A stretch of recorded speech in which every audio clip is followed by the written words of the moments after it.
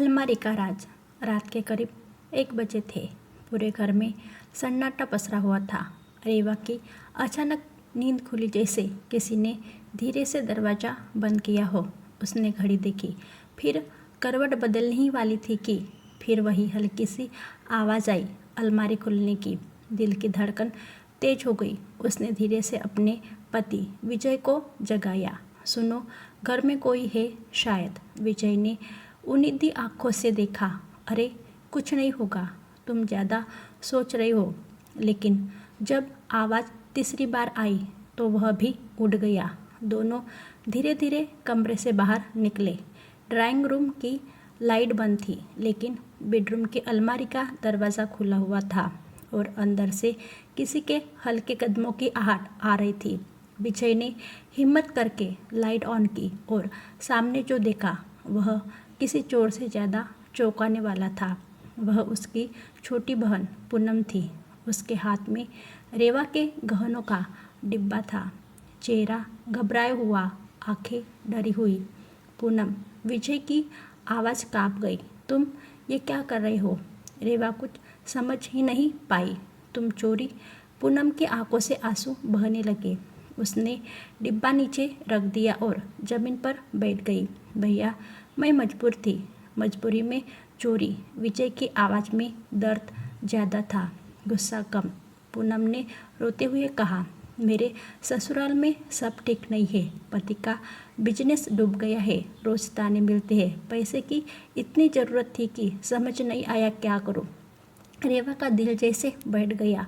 तो तुमने हमें मांगा क्यों नहीं? पूनम ने नज़रें झुका ली। भाभी, पहले ही आप लोगों पर इतना बोझ है। शादी में भी आपने बहुत मदद की थी, फिर बार बार कैसे मांगती? कमरे में कुछ पल के लिए खामोशी छा गई। विजय ने गहरी सांस ली।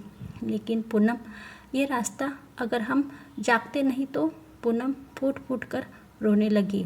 मुझे खुद से ही नफरत हो रही है भैया, लेकिन हालात ने सोचने का मौका ही नहीं दिया।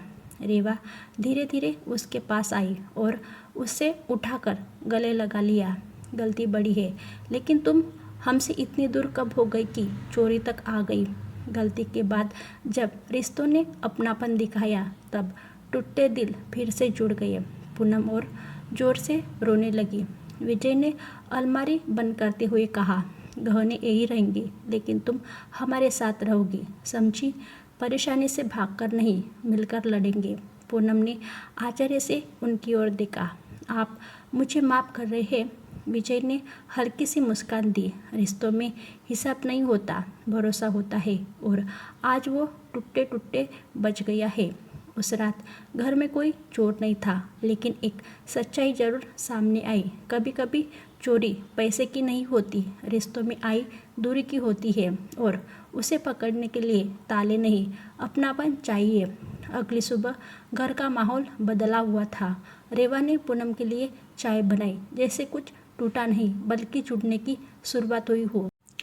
विजय ने उसके साथ बैठकर आगे की योजना बनाई। कर्ज कैसे चुकाना है, हालात कैसे संभालने हैं। पहली बार पूनम को लगा कि वह अकेली नहीं है। उस रात की गलती ने उसे गिराया जरूर, लेकिन उसी ने उसे अपने घर की असली ताकत भी दिखा दी।